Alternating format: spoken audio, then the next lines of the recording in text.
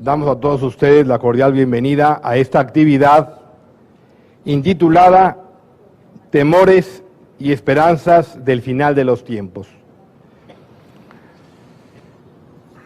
El padre Alfredo Sáenz es una eminencia,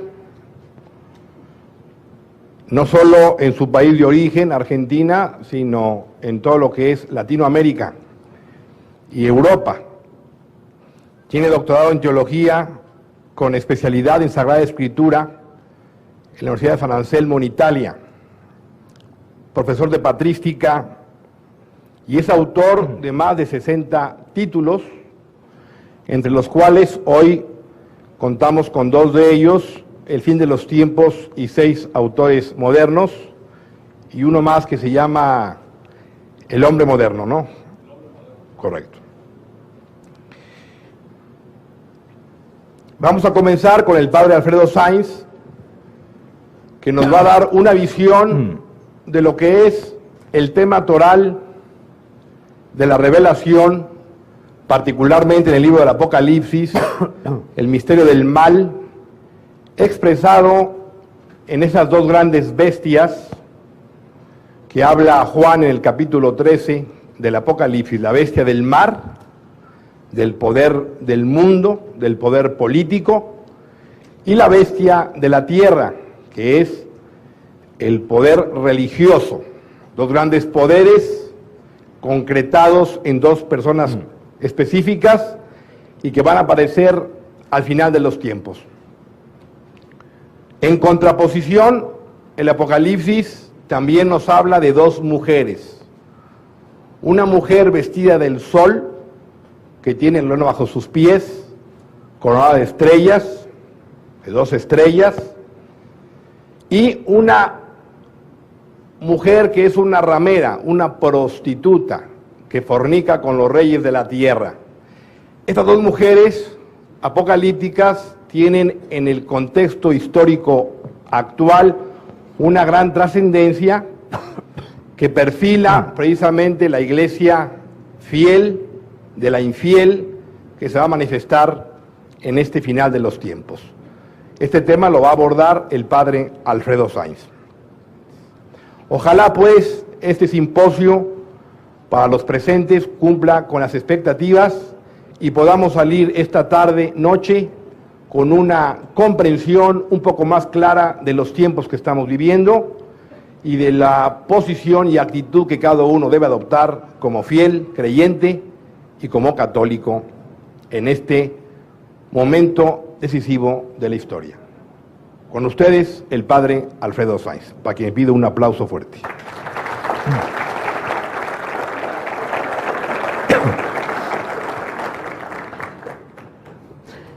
Para hablar del fin de la historia, para hablar de las 2 mujeres del Apocalipsis, es preciso decir ante todo que los católicos debemos tener una visión religiosa de la historia, una visión teológica de la historia, es decir, tratar de pedirle a Dios prestado sus ojos para poder entender la secuencia de los acontecimientos históricos. A lo largo de los siglos ha habido 2 grandes concepciones de la historia. La primera de ellas es la concepción de una historia circular, es decir, así como el círculo no tiene comienzo ni fin, no se sabe dónde empieza y dónde concluye, así también pensaban los antiguos, algunos griegos sobre todo, pensaban que la historia era cíclica, es decir, siempre se iba repitiendo a lo largo de los siglos los acontecimientos, se iban repitiendo los acontecimientos históricos. Que luego esta idea de los griegos fue retomada en el siglo XIX por Federico Nietzsche, el cual habló del eterno retorno, sería esa idea de una visión circular de la historia. La visión auténticamente cristiana de la historia no es circular, sino que es lineal, rectilínea podríamos decir. Es decir, la historia tiene un comienzo, un medio y un fin.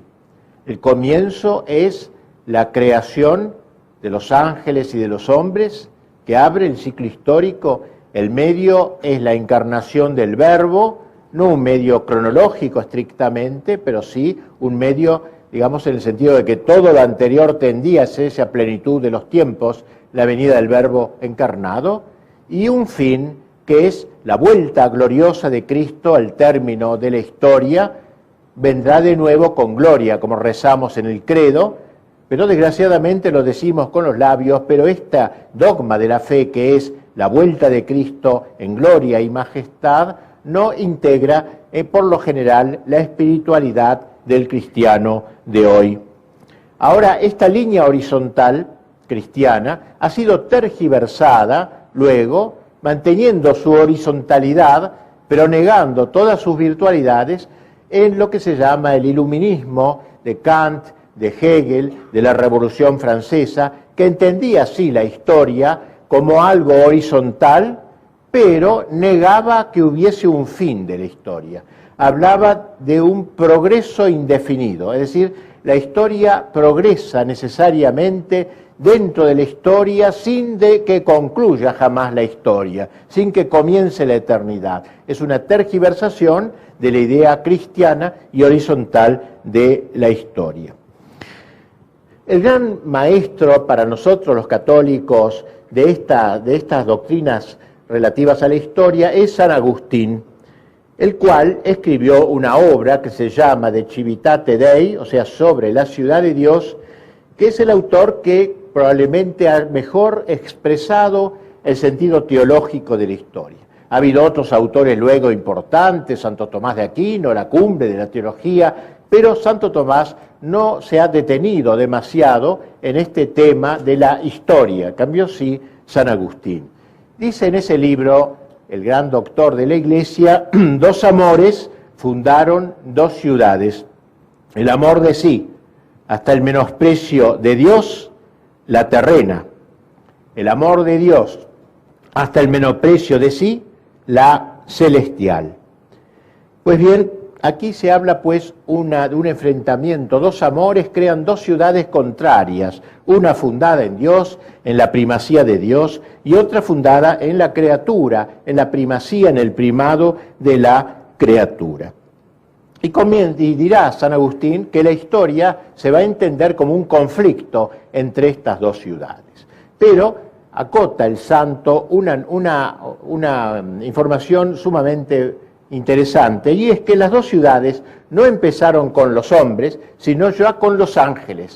La creación de los ángeles, allí en épocas tan remotas, Dios los creó a todos buenos, pero hubo un enfrentamiento entre ellos.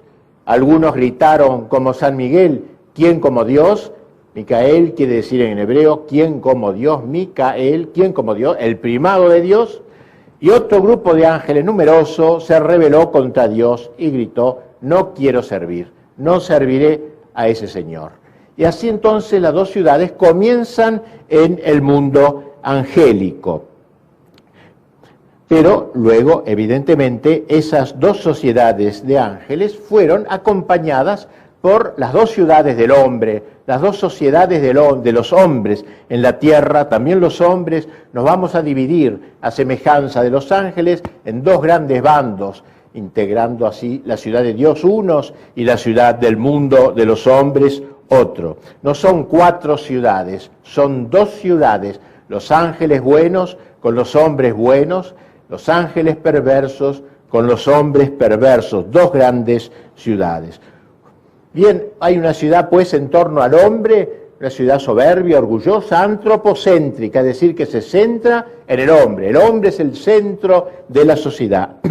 La capital de esta ciudad, dice San Agustín, es Babilonia, es un símbolo. Babilonia significa confusión, ciudad de la confusión de las ideas, y la otra ciudad se va a llamar Jerusalén, la capital será Jerusalén. La primera tendrá como rey al demonio, y la segunda, la ciudad de Dios, tendrá como rey a Cristo. Bien, esta idea me parece fundamental para comenzar esta conferencia. ¿Cómo distinguir estas dos sociedades? ¿Cómo entender y diferenciarlas? Dice San Agustín que la ciudad de Dios es peregrina, es decir, los hombres que la integran viven en esta tierra como peregrinos, como caminantes, en orden a llegar un día a la patria celestial. La ciudad del mundo es terráquea, es decir, y hunde sus raíces en la tierra, no piensa más que en las cosas de la tierra, vive en y para la tierra. Estas dos ciudades se simbolizan: la ciudad de Dios en Abel, que era precisamente pastor, nómade, no se afincaba en la tierra. Caín, en cambio, creador de ciudades, es el hombre que representa a la ciudad del mundo, que va a perseguir a la ciudad de Dios. Estas dos ciudades, asimismo, dice San Agustín, están mezcladas. Es decir, no hay que creer que están divididas geográficamente, como si dijéramos la ciudad de Dios está en Estados Unidos y Nueva York, y la ciudad del mundo está en Moscú, como si a veces simplemente alguna persona dividían el mal y el bien en esta forma. No es así, están mezcladas. Dentro de la ciudad de Dios hay gente mala, hay gente metida, que se ha allí insinuado para llevar las ideas demoníacas, y en la ciudad del mundo, hay gente buena, o sea, una ciudad mala, una sociedad mala, pero hay en ella gente buena que tolera, tiene que tener paciencia, la paciencia de los santos y de los mártires. No son dos sociedades completamente separadas. Bien, esto sería muy pocas palabras. La obra de San Agustín, que tiene 1800 páginas, así que la he dicho en 10 minutos, pero era conveniente, creo, para iniciarnos en este tema de la visión de la historia y entender mejor lo que es el fin de la historia.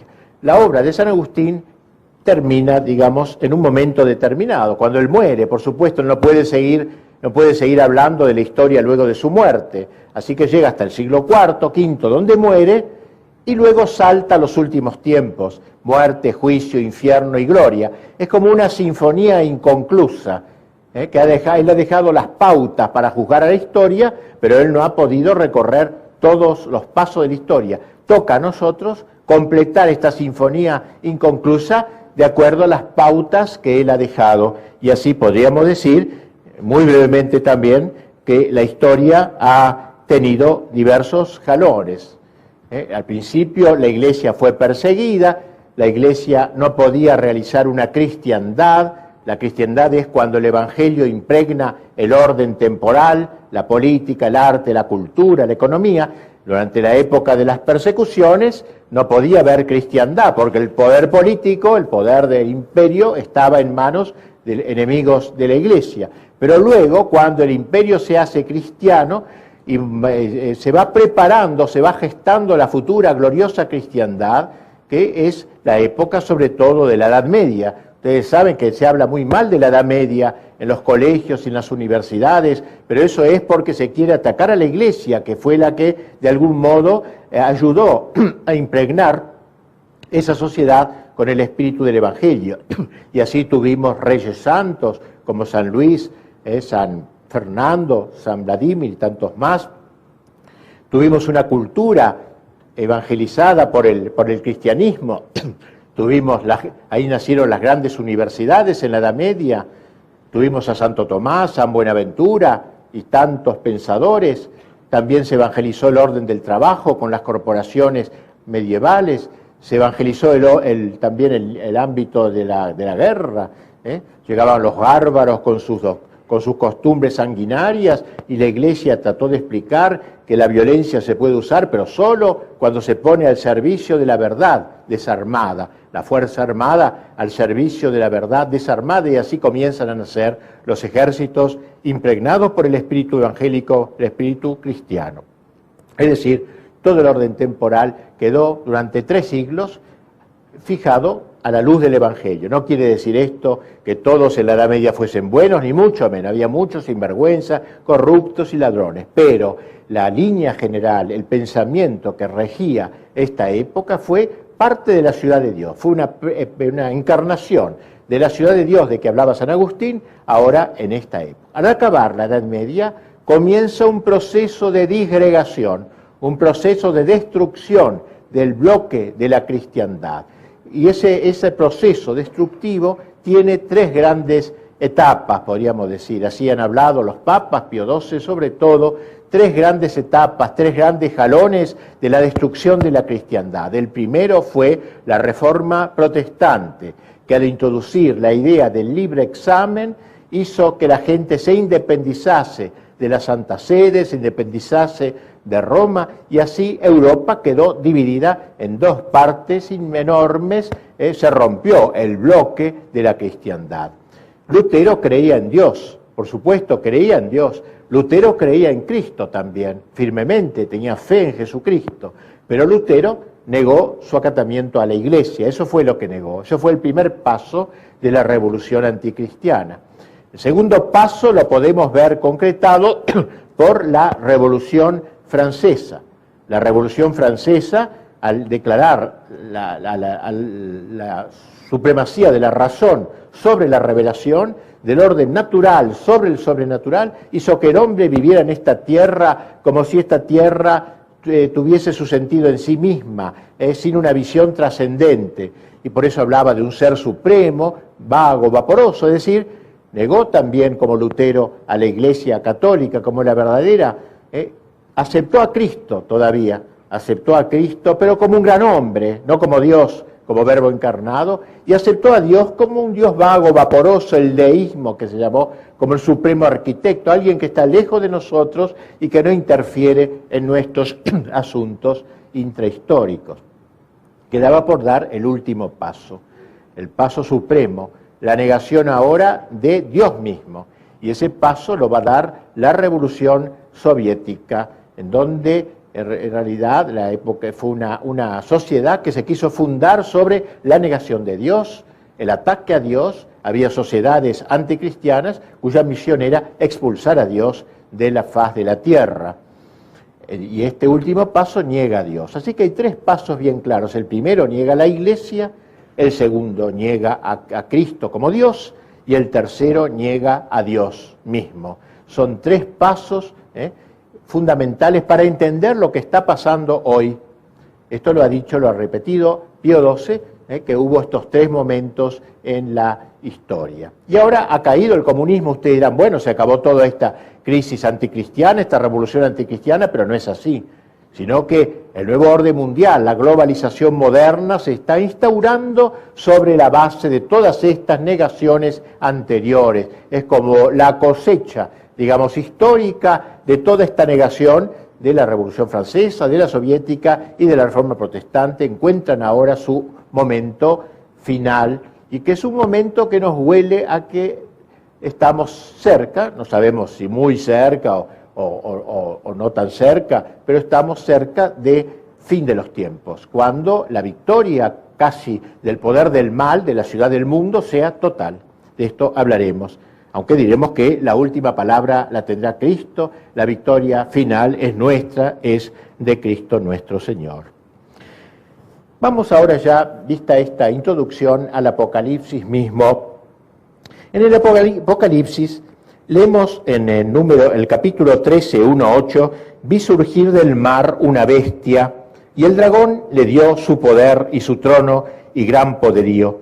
La tierra entera siguió maravillada a la bestia, y se postraron ante la bestia, diciendo, ¿quién como la bestia y quién puede luchar contra ella? Se le dio poder de actuar durante 42 meses, y ella abrió su boca para blasfemar contra Dios. Se le concedió hacer la guerra a los santos y vencerlos. Se le concedió poderío sobre toda raza, pueblo, lengua y nación, y la adorarán todos los habitantes de la tierra, cuyo nombre no está inscrito desde la creación del mundo en el libro de la vida del Cordero degollado. Y aquí un texto difícil. Los textos del Apocalipsis son simbólicos y deben por tanto ser explicados. El dragón, según San Juan, que es el que ha escrito el Apocalipsis, el dragón representa a Satanás, aquel rey de la ciudad del mundo de que nos hablaba San Agustín. El dragón es pues Satanás. Pero el dragón le da todo su poder a un segundo personaje, que es lo que llama la bestia. La bestia. Y esta bestia es la primera bestia, porque va a haber una segunda. Esta bestia es el anticristo. el anticristo, esa persona que va a cerrar la historia antes del triunfo de Cristo. No será un demonio, el anticristo será un hombre, el demonio es el dragón. El anticristo es como el vicario del demonio, así como el Papa es el vicario de Cristo, así al fin de los tiempos aparecerá del mar esta primera bestia, el anticristo, aparecerá como vicario del demonio. Y como Cristo, él tratará de imitar a Cristo como es simiesco, dicen los padres de la iglesia, el anticristo, es decir, como un mono. El mono imita al hombre, el anticristo imitará a Cristo y entonces él querrá hacer como Cristo, recapitular todo. Cristo recapituló todo el bien de la historia y el anticristo va a recapitular todo el mal de la historia, lo radicalizará, lo concentrará en su persona. Se lo llama bestia porque el pecado es algo que degrada al hombre, el pecado es bestial, animaliza, aunque nosotros no nos demos cuenta, el pecado es el hombre que se corroe, se destruye, se autodestruye. Por eso el anticristo, este personaje del fin de la historia, es llamado, caracterizado como una bestia, la primera bestia. Figura, decíamos, que pertenece al ámbito de la política, es decir, será una autoridad política, será como un emperador de la tierra. Santo Tomás habla de una potencia secularis, un poder secular. Eso será el anticristo. Señor poderoso universal, acabamos de escuchar que se le concedió poderío sobre toda raza, pueblo, lengua y nación.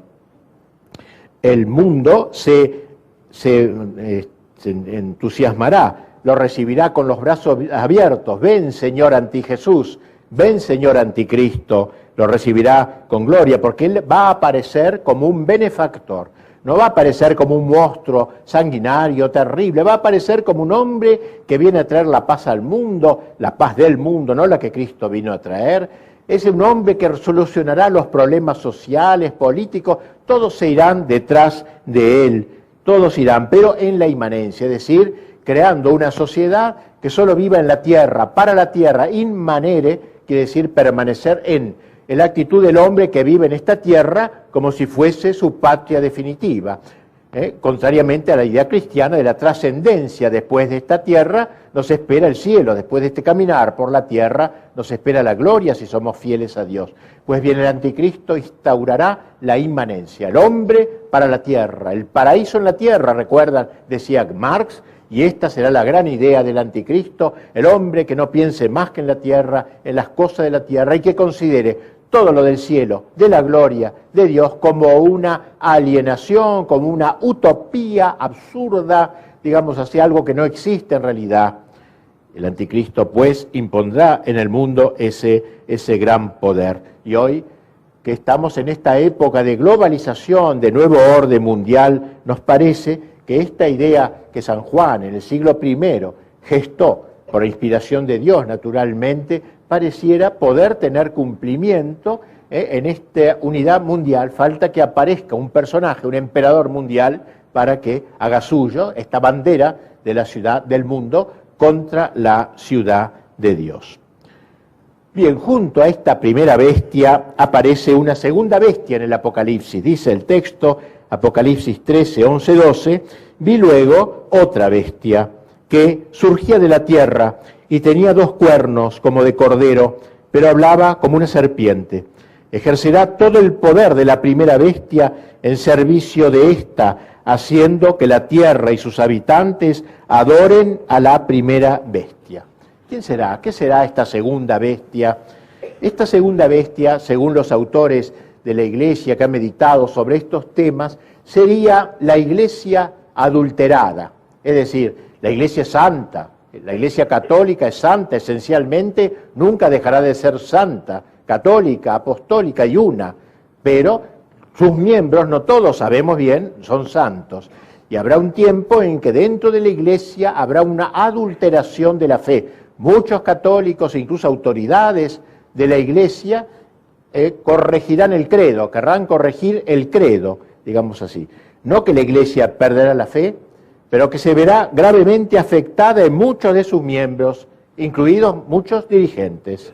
Al dragón no le interesa tanto matar como corromper, envenenar, falsificar. Una iglesia que se pone al servicio del anticristo, del mundo, del espíritu del mundo, de la parte corrupta de la iglesia que la ayuda desde su religión adulterada.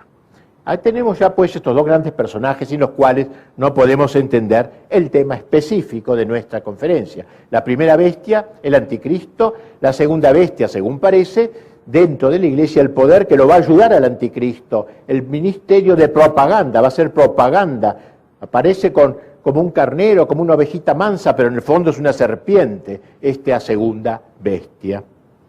Bien, junto a estos dos personajes que hemos tratado de caracterizar, aparecen dos extrañas mujeres que dan título expreso a mi conferencia. Una en Apocalipsis 13 y otra en Apocalipsis 17. La primera simboliza a la iglesia fiel hasta el martirio, hasta la muerte. Y la segunda representa a esta mujer de que acabamos de hablar, a esta segunda bestia que va a ser presentada como amante del mundo, como fornicaria, como ramera. Dice así un autor que ha estudiado estos temas: las dos mujeres son las dos ciudades de San Agustín llevadas al máximo de tensión contraria, pero siempre mezcladas entre ellas. Una de ellas es la iglesia fiel hasta el martirio, la otra es aquella segunda bestia de que acabamos de hablar. Las dos mujeres son gemelas, son hermanas, nacidas de una misma madre, la religión, pero una es fiel a la enseñanza de Cristo hasta la muerte y la otra parte corrompe la doctrina, adultera la doctrina. Representan la religión verdadera en sus dos polos extremos, la religión fiel al mensaje de Cristo y la religión corrompida. Hablemos primero de la primera mujer que aparece en Apocalipsis 12. Una gran señal apareció en el cielo, una mujer vestida del sol, con la luna bajo sus pies y una corona de 12 estrellas sobre su cabeza. Está encinta y grita con los dolores del parto y con el tormento de dar a luz. Y apareció otra señal en el cielo, un gran dragón rojo con 7 cabezas y 2 cuernos, y sobre sus cabezas 7 diademas. Su cola arrastra la tercera parte de las estrellas del cielo y las precipitó sobre la tierra. El dragón se detuvo delante de la mujer que iba a dar a luz, pero para devorar a su hijo en cuanto lo diera a luz.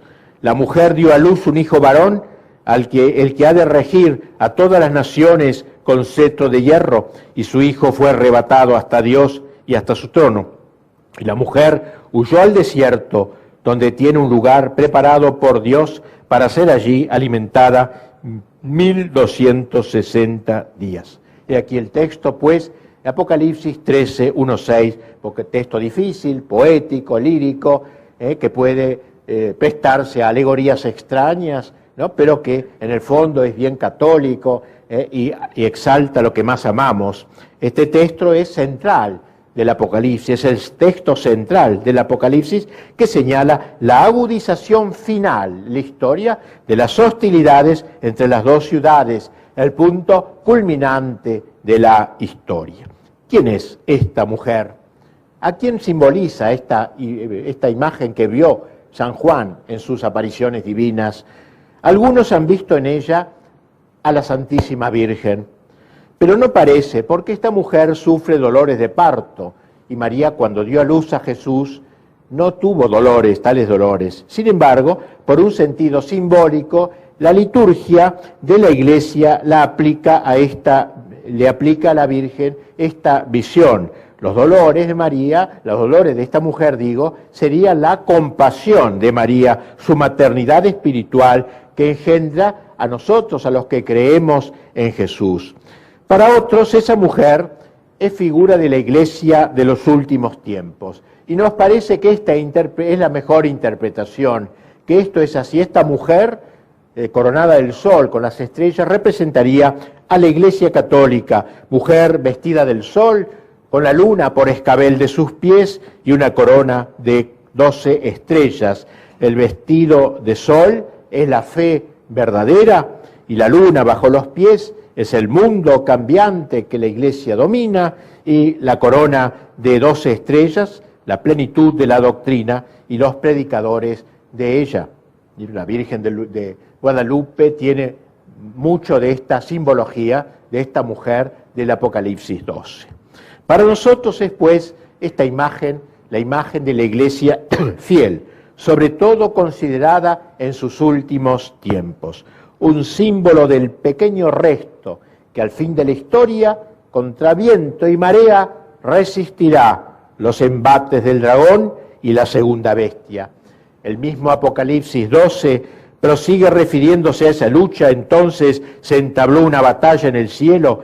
Miguel y sus ángeles combatieron con el dragón. También el dragón y sus ángeles combatieron, pero no prevalecieron y no hubo ya en el cielo lugar para ellos. Y fue arrojado el gran dragón, la serpiente antigua, el llamado Diablo y Satanás, el seductor del mundo entero, fue arrojado a la tierra y sus ángeles fueron arrojados con él. Ay de la tierra y el mar, porque el diablo ha bajado donde vosotros con gran furor, sabiendo que le queda poco tiempo. En la lucha final, el demonio va a gastar sus últimas cartas, sabe que se juega cara o cruz todo su destino. Este poco tiempo que queda es el tiempo final de la historia. Hemos oído cómo la mujer huyó al desierto, se retira del mundo donde está dominando el anticristo. Satanás, a través de su vicario, el anticristo, está dominando el mundo. La iglesia fiel, el pequeño grupo valiente que resiste hasta el fin, huye al desierto para vivir la vida escondida con Cristo en Dios. Al desierto, porque entonces habrá muerto la cristiandad. Todo lo que queda de cristiandad habrá muerto indefectiblemente, y los que permanezcan fieles serán pocos valientes, pocos heroicos, que permanecerán fieles y que deberán vivir en la soledad, en el desierto, fuera, distante de la sociedad, toda ella dominada por el espíritu del anticristo. El dragón, es decir, Satanás, con su vicario, el anticristo, se lanza a la tierra. La lucha entre el dragón y el niño que engendró María se continúa en los cristianos, a los que también engendra María, quienes prosiguen su militancia contra Satanás y la ciudad del mundo. En esta visión se habla de una gran caída de estrellas que arrastra el dragón con su cola. Se lo ha interpretado de aquellos tiempos finales. Significa la gran cantidad, dice un autor, de los doctores del error, es decir, de aquellos que deberían ser doctores de la Iglesia, pero que se rinden a la ciudad del mundo y al espíritu del mundo, serán arrastrados por la cola del dragón, el fin del mundo, pseudoprofetas, pseudocristos. La Iglesia fiel, en cambio, refugiada en el desierto, permanecerá preservada de la contaminación del inmanentismo, de esa doctrina que dice que el hombre es una criatura para la tierra y nada más, del espíritu del mundo. Su permanencia en el desierto será, dice el texto, de 1260 días, es decir, unos 3 años y medio, que es el tiempo que ha de durar la terrible persecución final de la primera bestia, el dominio del anticristo. Como no puede vencer a la mujer, se lanza sobre sus seguidores fieles, que sufrirán los terribles embates finales de la historia. Partió, dice el texto, para hacer la guerra al resto de sus hijos, los que guardan los mandamientos de Dios. Hemos dejado a la mujer del capítulo 12, pues la iglesia fiel, contra la cual continuará la lucha, estará en el desierto, mientras que en el mundo, en la sociedad, dominará el anticristo durante 3 años y medio. Y ahora aparece en el Apocalipsis la segunda mujer, otra mujer, cuyo retrato vigorosamente tratado contrasta con el de la iglesia, con la mujer del Apocalipsis 12. Dice el texto, es la célebre ramera, que se sienta sobre grandes aguas, con ella fornicarán los reyes de la tierra, y los habitantes de la tierra se embriagaron con el vino de su prostitución. Y vi una mujer sentada sobre una bestia de color escarlata, cubierta de títulos blasfemos. La bestia tenía 7 cabezas y 10 cuernos, La mujer estaba vestida de púrpura y escarlata, resplandecía de oro, piedras preciosas y perlas. Llevaba en su mano una copa de oro llena de abominaciones y también las impurezas de su prostitución, y en su frente un nombre escrito, un misterio: la Gran Babilonia, la madre de las rameras y de las abominaciones de la tierra. Y vi que la mujer se embriagaba con la sangre de los santos y con la sangre de los mártires de Cristo. Y me asombré grandemente al verla, comenta, impresionado por esta imagen, el gran San Juan, que vio esta segunda mujer del Apocalipsis. El dominio del anticristo será terrible en estos momentos terminales. Ya ha logrado hacer desaparecer lo que quedaba de cristiandad, con la desaparición del catejón, de que hablará un próximo orador. Es decir, no quedará nada cristiano en la sociedad, en el trabajo, en la cultura, en las leyes y la política. Será una época postcristiana, todo pisoteado por los enemigos de Cristo. Y la iglesia muy afectada, arrinconada, burlada, no quedará intacta la iglesia pues está en este momento terminal de la historia. Es ella, la iglesia, como el templo de Cristo. Y como en todo templo, sabemos que hay un atrio y un santuario, hay dos partes en el templo. Pues bien, el mal no solamente se instalará en el santuario de la iglesia, sino que penetrará en el interior mismo de la iglesia. Recuerden lo que no hace muchos años dijera Pablo VI, que el humo de Satanás ha entrado en la iglesia. Frase más fuerte no se podía decir, es decir, ha entrado en las entrañas de la iglesia, encontrando en la iglesia los colaboradores de las bestias primera y segunda. La corrupción sobrepasará el atrio, pues, el exterior de la iglesia, y llegará al santuario, es decir, al interior. Será lo que llama la Escritura la abominación de la desolación. Un hebraísmo, una palabra del lenguaje hebreo, como si dijéramos la peor inmundicia, la última basura. Los judíos usaban esta expresión para designar el sacrilegio máximo, cuando los ídolos están puestos en el templo mismo de Dios. La revolución anticristiana, fogoneada por el demonio, se ha propuesto en estos últimos siglos no solo liquidar la cristiandad, y ya lo ha hecho, sino también liquidar el cristianismo, es decir, en las personas individuales, y fabricarse una nueva religión. El anticristo con la segunda bestia, con esa iglesia falsa, van a implantar una nueva religión, la religión de la inmanencia. Ustedes saben ya bien lo que acabo de explicar, qué es la inmanencia. La religión del espíritu del mundo, una nueva religión, una pseudo religión. Ya no se hable más de los derechos de Dios, solo se hable de los derechos del hombre. Ya no se hable más de la soberanía de Dios, solo se hable de la soberanía del pueblo, es decir, la autoridad no viene de lo alto, viene de lo bajo, etcétera. O sea, es una nueva religión, verdaderamente, la religión de la inmanencia. Y habrá un cristianismo falsificado, pues falsificado, esta religión será un cristianismo falsificado que odiará al auténtico cristianismo. Y habrá amplios sectores de la iglesia que apoyarán esta mistificación. La corrupción de lo óptimo será, cuando se corrompa lo más importante, es la parte carnal de la religión, ocultando, adulterando y aún persiguiendo a la verdad, a Cristo y a los suyos. El Apocalipsis llama a esta mujer, parodia de la iglesia verdadera, la llama ramera, que es el peor insulto que damos en la tierra, ramera. San Juan dice que con ella fornicaron los reyes de la tierra.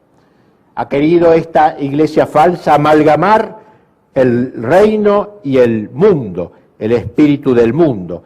Esta mujer coincide con aquella segunda bestia de que hablamos, que tiene cuernos semejantes al cordero. Va a aparecer una pseudo iglesia, ritualizar los designios de la primera bestia, la adoración del hombre. La adoración del hombre, recuerda lo que decía San Agustín, la ciudad de Dios, la ciudad del hombre. el hombre es lo supremo, el hombre es el Dios, la razón, la diosa razón, como dijeron en la Revolución Francesa. ¿Y por qué se la llama fornicaria, adúltera a esta parte traidora de la Iglesia? Porque en el Antiguo Testamento Dios había elegido a un pueblo, el pueblo judío, y decía que ese pueblo lo había elegido como esposa suya, quería que fuera como su esposa. Pero cuando ese pueblo defeccionó, Dios calificaba de ramera a Israel, a la Israel incrédula, que se iba tras amantes, los ídolos de turno. La prostitución era un símbolo de la idolatría, era un símbolo de arrodillarse ante los ídolos.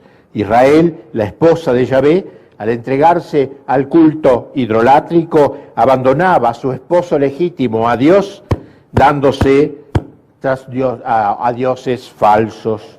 De ahí que la idolatría sea equiparada a la fornicación. En el Nuevo Testamento dice San Pablo que la Iglesia, Nuevo Israel, es la esposa de Cristo, pero en los últimos tiempos defeccionará en muchos de sus miembros. La mujer ramera es el cristianismo adulterado, ya organizado en pseudo-iglesia, prostituido a los poderes de este mundo y asentada sobre el formidable poder político anticristiano que conduce el anticristo. Y por eso el Apocalipsis muestra a esta segunda mujer sentada sobre la bestia, cabalgando a la bestia, unida a la bestia, al anticristo. Estamos llegando al nuevo orden mundial, como decíamos antes, fundado en la inmanencia. Este globalismo invitará a la Iglesia para que se le una. Uno de los pensadores que mejor ha desarrollado el contenido de este nuevo orden mundial, Francis Fukuyama, habla del fin de la historia dentro de la historia, no es la concepción cristiana, el fin de la historia, pero no como umbral de la eternidad, sino como plenitud y término fijado de la historia. Fukuyama, pues, presenta una sociedad que renuncia a la trascendencia, así lo expresa más o menos, la idea es esta, una sociedad inmanentista, totalmente afincada en la tierra. El último enemigo de esta sociedad, dice, será la religión católica, porque la religión católica, la verdadera religión católica, seguirá afirmando la trascendencia. La Iglesia adúltera, en cambio, se acomodará con este orden mundial, con este poder universal, arrojará agua bendita sobre esta sociedad traidora, sin exorcizarla primero. Dice el texto del Apocalipsis que aquella mujer estaba vestida de púrpura y grana, adornada con todo género de joyas, y en su mano llevaba una copa de oro, una mujer lujosa. ¿Qué significa este lujo? ¿Qué significa esto? Estos adornos significan las grandes riquezas que le reportan su colaboracionismo con el anticristo, con el poder demoníaco. La mujer, instrumento de la bestia, es adornada por ella. En realidad, la ramera y la bestia sobre la cual cabalga significan una sola cosa, un solo proyecto. La suntuosidad, el atuendo es el lujo que le da el mundo en recompensa de su defección. La gran ramera, adornada con todas las vanidades de la tierra, contrasta con aquella noble mujer del Apocalipsis 12, vestida de sol y coronada de estrellas, hackeada en el desierto, pero firme en la fe, en su fe permanente en Cristo.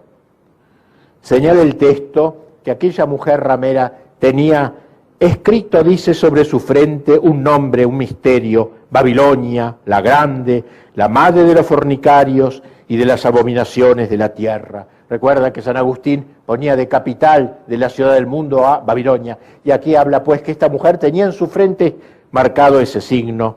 Parece que era costumbre de las prostitutas romanas llevar su nombre escrito en la frente. Conforme a tal uso, esta madre de rameras lleva el suyo, el nombre de Babilonia la Grande, la capital de la ciudad del mundo y del espíritu del mundo. Por esta relación con el orden político postcristiano es que el texto sagrado relaciona la gran ramera con la economía global, con la economía. ¿Quién iba a imaginar esto? Dice, los mercaderes de la tierra, dice, va a estar relacionada con los mercaderes de la tierra que propicia el nuevo orden mundial, el apoyo del poder financiero a los traidores de la Iglesia y al anticristo. Se manifestará en el oro y las joyas que cubren a la perdida. Por eso en Apocalipsis 18 se preanuncia la destrucción de Babilonia. ¡Ay, ay! La gran ciudad, Babilonia, ciudad poderosa, que en una hora ha llegado tu juicio. Los mercaderes de estas cosas, los que a costa de ellas se habían enriquecido, se quedarán a distancia horrorizados ante su suplicio, llorando y lamentándose. ¡Ay, ay! La gran ciudad, vestida de lino, púrpura y escarlata, resplandeciente de oro, piedras preciosas y perlas, que en una hora ha sido arruinada tanta riqueza. Bien, dos mujeres, pues, la esposa y la fornicaria, la iglesia fiel hasta el martirio, el pequeño grupo que resiste hasta el fin, y la iglesia que adultera la doctrina y adopta el espíritu del mundo. Dios apostrofa de adúltera a la iglesia que le es infiel, y a la fiel la requiebra como a una novia, como una esposa engalanada para él. Así pues, vayamos concluyendo el significado concreto y ya escatológico de las dos mujeres es este. Según parece, la mujer celestial y afligida es la iglesia sobre todo de los últimos tiempos. La mujer blasfema y ramera es la religión adulterada, ya formulada en pseudo iglesia de los últimos tiempos, prostituida a los poderes de este mundo y asentada sobre la formidable potencia política y tiránico imperio del anticristo. Las dos mujeres representan, pues, la religión verdadera en sus dos polos extremos, la religión corrompida y la religión fiel, la fornicaria sobre la bestia y la parturienta vestida del sol, de la fe, pisando la luna del mundo mudable y coronada de las 12 estrellas. No estamos viviendo en épocas muy semejantes a las que acá se describe. No conviven en la iglesia dos concepciones de la vida y de la fe, una que quiere ser fiel a la iglesia de siempre y otra que busca por todos los medios desposarse con el mundo moderno, caer bien ante el mundo moderno, no ponerse más en la presencia de Dios, sino en la presencia de la opinión pública, que hace de su trascendencia inmanencia, que destruye la doctrina, la liturgia, la pastoral, y por eso hay que ser cautos y saber discernir en nuestros tiempos quién es el católico verdadero y el que no lo es. No todo lo que se dice católico lo es. Hay que tener instinto sobrenatural para discernir. El problema es que las dos mujeres son gemelas, son hermanas, nacidas de una misma madre. La religión, la religiosidad, el instinto religioso. Incluso la bestia de la tierra, el anticristo, que sustenta a la iglesia adúltera, se parece al Cordero, decía, hace prodigios y portentos, promete la felicidad en la tierra y habla palabras hermosas, llenas de halagos, promete el reino en este mundo por las solas fuerzas del hombre, como el dragón lo prometía a Cristo en el momento de las tentaciones. Peligro pues de confundir las dos mujeres y de creer que seguimos siendo católicos cuando estamos detrás de la mujer adúltera. Es muy probable, no es cierto con certeza absoluta, pero es muy probable que no estamos en tiempos terminales o acercándonos al menos a tiempos terminales. La tribulación final será terrible.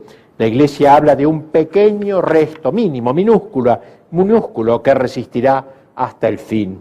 Pero en el desierto de la fe, en la marginación total, estos pocos no podrán comprar ni vender, dice el Apocalipsis, es decir, quedarán marginados de la sociedad, no podrán circular ni dirigirse a las multitudes por medio de los grandes medios de comunicación que estarán cada vez más en manos del enemigo y del anticristo.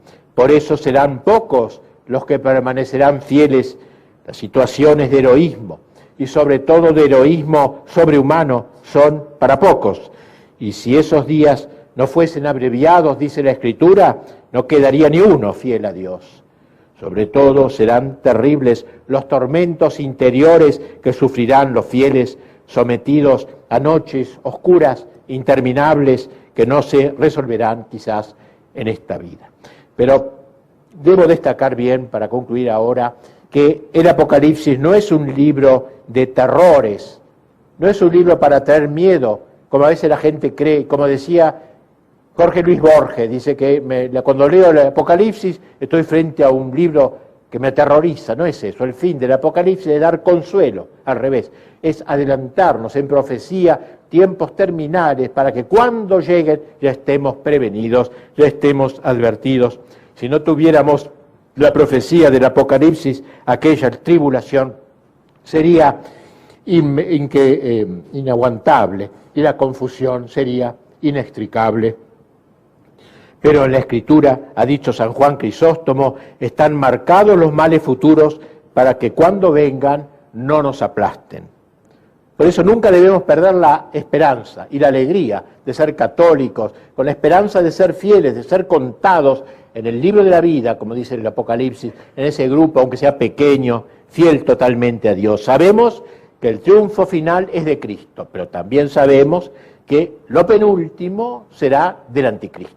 Lo penúltimo de la historia será el triunfo del anticristo, pero eso no será el fin de la historia. Y así, Apocalipsis 19, 1-10 relata el fin de la historia cuando venga el Cristo vencedor, el Cristo de la parusía, no ya con la humildad de los pañales, como en Belén, envuelto en pañales como en Belén, sino envuelto de gloria y majestad. Como dijo Cristo el día de la Ascensión, a este que veis subir bajará un día de los cielos, de las nubes del cielo, rodeado por los ángeles. No perdamos la esperanza, el triunfo final es nuestro, absolutamente nuestro, aunque todo parezca señalar lo contrario. Y por eso dice aquel lugar del Apocalipsis 19, 1-10, alegrémonos y regocijémonos, porque han llegado las bodas del Cordero, un acto nupcial, Cristo el esposo, con su iglesia esposa fiel, no la fornicaria. Han llegado las bodas del Cordero, ha juzgado a la gran ramera que corrompía la tierra, y su esposa se ha engalanado, y se le ha concedido vestirse de lino deslumbrante de blancura. Dichosos los invitados al banquete de bodas del Cordero. Pero de este tema nos hablará un posterior orador. Muchas gracias.